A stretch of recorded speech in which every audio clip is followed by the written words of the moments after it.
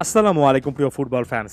চিলির বিপক্ষে দারুণ একটা জয়ের পরে এরপর কঠিন আরও একটা মিশন রয়েছে কলম্বিয়ার বিপক্ষে আর্জেন্টিনার ম্যাচ কলম্বিয়ার মাটিতে। সে কলম্বিয়া যাদেরকে আর্জেন্টিনা মাত্র কিছুদিন আগে কোপা আমেরিকার ফাইনালে হারিয়েছে, স্বাভাবিকভাবে কলম্বিয়া রীতিমতো প্রতিশোধ নেওয়ার একটা মিশনেই কিন্তু নামবে।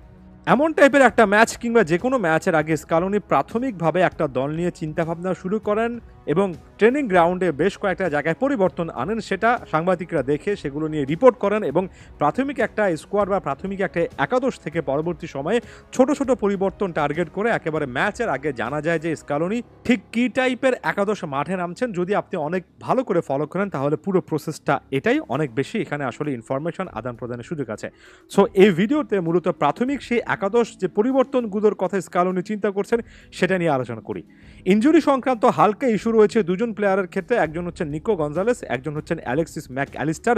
দুজনেই কিন্তু সর্বশেষ ম্যাচে অনেক পরিশ্রম করেছিলেন এবং একেবারে ক্লান্ত হয়ে পড়েছিলেন, হালকা ইনজুরি সংক্রান্ত ইস্যু নিয়ে মাঠ ছেড়েছিলেন। এর মধ্যে নিকো গঞ্জালেসের ক্ষেত্রে ধারণা করা হচ্ছে যে হয়তোবা পরবর্তী ম্যাচে তিনি অ্যাভেলেবেল থাকবেন না, যদিও ট্রেনিং গ্রাউন্ডে আলাদাভাবে ট্রেন আপ করেছেন এবং শেষ মুহূর্তে এসে দ্রুত রিকভার করতে পারলে নিকো গঞ্জালেসও একটা অপশন থাকবেন।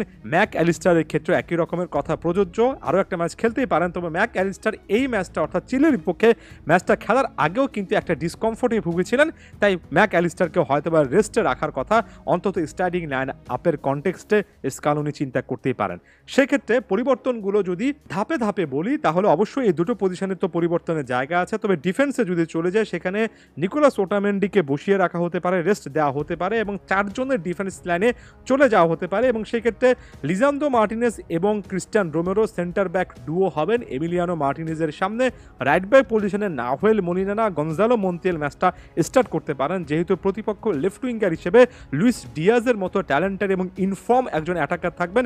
তাকে আটকানোর ক্ষেত্রে মলিনার চেয়ে একটু বেটার ডিফেন্সিভ মেন্টালিটির গনজালো মন্তিয়েলের কথা ভাবনার জায়গায় এই মুহূর্তে স্কালোনি আছে, এমন টাইপের কথাবার্তা আর্জেন্টিনার মিডিয়াতে শোনা যাচ্ছে। লেফট ব্যাক পজিশনে মার্কোস অ্যাকুনিয়া সহজাত পজিশনে চলে আসতে পারেন। চারজনের ডিফেন্স লাইনের পরে মিডফিল্ডে লিয়ান্দ্রো পারেদেস এবং জিওভানি লো সেলসোর মতো অপশনকে স্টার্টিং লাইনআপে রাখা যায় কিনা কিংবা অন্তত একজনকে রাখা যায় কিনা সেটা নিয়ে চিন্তা করছেন স্কালোনি। ভুলে যাবেন না কোপা আমেরিকার ফাইনালে বদলি প্লেয়ার হিসেবে নেমে এই পারেদেস এবং লো সেলসোরাই কিন্তু খেলার গতিপথে পরিবর্তন এনেছিলেন।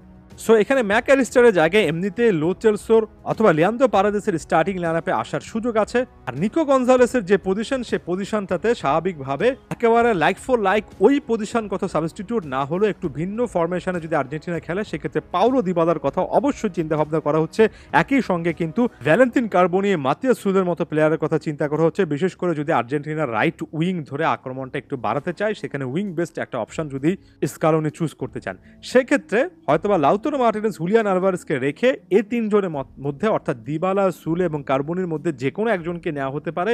স্বাভাবিকভাবে আপাত দৃষ্টিতে পাউলো দিবালাকে কেন্দ্র করে যাতে করে স্টার্টিং লাইনআপে প্ল্যানটা সাজানো হয় সেটার পক্ষেই কিন্তু জনমত বেশি দেখতে পারবেন এবং দিবালাকে নামালে সেক্ষেত্রে আমার কাছে মনে হয় আবার একই সঙ্গে লাউতারো মার্টিনেজ, হুলিয়ান আলভারেজ দুজনের পরিবর্তে যে কোনো একজনকে রেখে মিডফিল্ডে আরও একজন নাম্বার বা প্লেয়ারের সংখ্যা বাড়ানোর একটা সুযোগ থাকতে পারে। অর্থাৎ সেক্ষেত্রে লাউতারো মার্টিনেজ খেলতে পারেন, হুলিয়ান আলভারেজ ম্যাচটা বেঞ্চ থেকে স্টার্ট করতে পারেন। আবার যদি পাউলো দিবালাকে ইকুয়েশন থেকে সরিয়ে ফেলেন সেক্ষেত্রে আলভারেজ এবং লাউতারো মার্টিনেজ দুজনকে গত ম্যাচের মতো রেখে আলেহান্দ্রো গার্নাচোকেও ইনক্লুড করা যায় কিনা, আরেকটু অ্যাটাকিং সিস্টেমে খেলা যায় কিনা সেটা প্রাথমিক কিন্তু ওই ট্রেনিংয়ে আসলে ট্রাই করা হয়েছে। অর্থাৎ এই ইকুয়েশনটাতে স্বাভাবিকভাবে আলেহান্দ্রো গার্নাচো আছেন সর্বশেষ ম্যাচের পারফরমেন্সের মাধ্যমে। এখানে বেশ কয়েকটা দেখছেন নিশ্চয়ই যে বিগ কল নেওয়ার সুযোগ আছে। অনেকে আবার বিপরীত চিত্তে গিয়ে এই জিনিসটাও বলতে পারেন যে গার্নাচো, লাউতারো কিংবা আলভারেজ দুজনের মধ্যে একজন এবং অপর সাইডে পাউলো দিবালা এমন একটা সিস্টেমে দাঁড় করানো যেতে পারে। ওই যে আমি এই ম্যাচগুলোর আগেও বলেছিলাম, চিলির পক্ষে ম্যাচের আগেও, যে আর্জেন্টিনার কাছে অনেকগুলো কম্বিনেশন ট্রাই করার সুযোগ আছে। স্কালোনি ম্যাচের অবস্থা বুঝে সেই কম্বিনেশনগুলো নিয়ে সিদ্ধান্ত নেবেন, সেটার আরও একটা আভাস কিন্তু এই ম্যাচে দেখা যাচ্ছে। ফাইনাল থার্ডের ব্যাপারে আপনাদের কাছে একটা প্রশ্ন রেখে যাচ্ছে, কোন তিনজনকে ফাইনাল থার্ডে অ্যাটাকার হিসেবে খেলানো উচিত, নাকি মিডফিল্ডে একটা প্রোফাইল বাড়িয়ে অ্যাটাকার হিসেবে দুজনকে রাখা উচিত, কাকে কাকে রাখা উচিত, কি ভাবছেন সেটা অবশ্যই জানাবেন। ধন্যবাদ সবাইকে।